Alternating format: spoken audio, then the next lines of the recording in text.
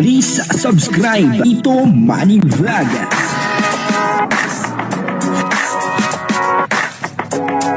Payagan po si Tito Manny Vlog na mag-reactor para pambiling gamot sa kanya pong karamdaman. Mikoy, sobrang sama ng loob dahil po doon sa pangyayari. At kahit kanina po siguro mangyari ito ay talagang sasamaan loob. At dito nakita po natin na si Kalingap Mikoy ay talagang nandoon na masama ang kanyang loob. Papanoorin po natin yung video at syempre bibigyan po natin ng konting reaction. Pero bago po yan, ako muna po ay bumabati sa inyong lahat ng magandang umaga, magandang tanghali at magandang gabi sa inyong lahat mga kapatid. Kung saan man kayo ng panig ng mundo naroon ngayon, ay mag-iingat kayo palagi at pagpalain kayo ng ating Panginoon. Maraming salamat din po sa patuloy na tumatangkilik sa aking YouTube channel at nanonood sa aking video reaction. Patuloy lang po natin suportahan sila Kuya Bal Santos Matubang, Kalingap Rob, Ate Edna Vlog, Jack Tapia at yung mga kasamahan ko pong reactor sa loob ng Kalingap. Ganun din po yung mga charity vlogger na Kalingap partner. O ito po yung video na kung saan ay talagang sobrang sama ng loob ni Kalingap Mikoy dahil po sa pangyayari. At ang kabuuan po ng video ito ay mapapanood po natin sa YouTube channel ni Kalingap Mikoy. Nasa taas kami.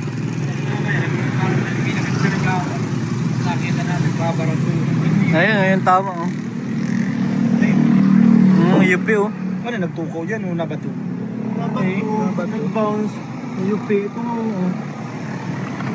Ayan oh. Okay, alagang alaga pati. Animitoy na rin man lang gasgasan. Mahal pati yung talap mo. Yan ang mahal talaga oh. Yan ang mahal talaga. Stress ka talaga dyan. Alagang alaga ko ito eh. Dikit nagasgas nga ni dikit Ang masama pa, kalalabas na nito sa paayusan. Nakita ko nga daw ni Rumi. Sinayos ko kanina. Sira kalalabas. yung aircon. Tapos ito pa. Prestigious yun. Mga taga dyan ito oh. Yung tagbak. Naging problema pa, galing ako sa loob sa management. Hindi ko magana yung CCTV dito. Hindi kita. Nakala ko kanina, kasi sinitan ni Richie. Sinabihan, hoy, kumayo pa yung mga kabataan dito. So hindi kami agad bumaba. Ang nangyari, nung bumaba ako, hindi ko agad nakita. Nagulat ako. Oo, kala ko wala lang. Nagulat ako, ayun na. Nagra-riot? Oo, may kalaban sila taga dito eh. Lagoon. Mahirap yung buwa. Walang camera eh. May CCTV doon, hindi ko lang alam kung nagana yung nandyan eh. Kaya to kaya hindi ko nagasgas dito kasi nakasirami. Nag-bounce dito yung yan. Ay, itong ito. Hindi. Dati na. Ito oh. Yan nata. UP, baga UP. Nag-bounce dyan yung... Malaki yung bato. Ayan yung bato oh. Saan yung bato? Wala na nga eh.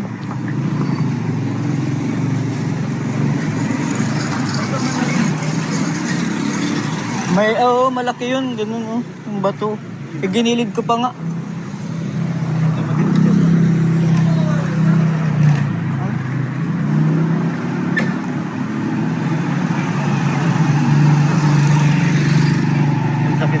Pero wala hindi ko alam kung anong gagawin.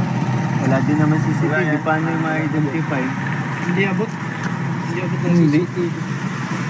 Kita mo yung post? Oo, nakita ko. Lapit lang kasi ito kay Labeso. Stress ka talaga yan. Itong ito wala ano pa ito kasi mahal. Ito mahilot-hilot pa ito. Ano mahal? Eh wala. Ano na to? Hindi magpapalitan. Yung gas-gas niya, hindi na to madadala sa bapping. Isang buyan. Ayan ang pinakamahal. Ibang klase pati ano kaya? Ano? Aray ko. Nawalan pati kaming ganang kumain. Hanip yan. Dami kasi pag-ano, dito pa nagkaramot pa dito. Hindi man lang nila naisip na ano, na mga dadamage pa rin yung batuan nila kasi.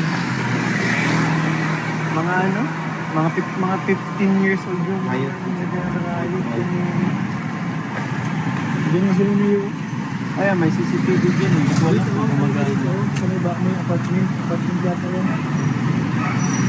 Wala kasing ilaw eh.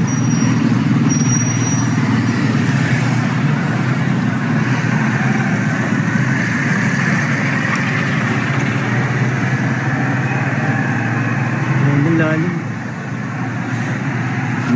Lalim mo. Yun no? Ang lalim.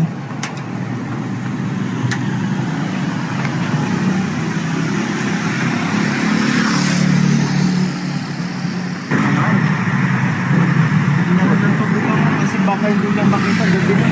Ayan no?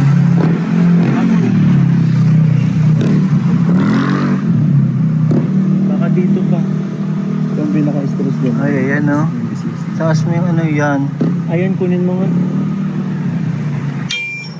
Kagaling ko lang sa pagawa. Tapos lang ang stress natin sa Kakatubos lang. kakatubos lang. Tapos wala pang isang buwan pa lang yung ceramic. yung mga basag, yung mga sira nito, yung mga gasgas nito pinaayos ko na. So medyo malaki din yung gastos natin. Tapos isang buwan pa lang, ito na agad nangyari. Po natin yung video, no? At talagang kahit sino naman ay sasama po yung loob, ano? Doon po sa pangyayaring iyon, ano po?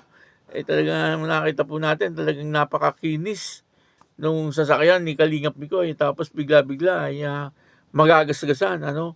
Buti na lang po at hindi po nabasag. Kasi kung nabasag po ito, nako, ay malaki-laki pong gastusan.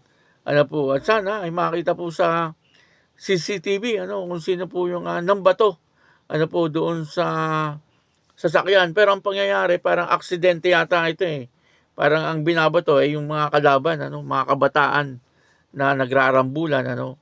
At pagbato, siguro tinamaan itong sasakyan.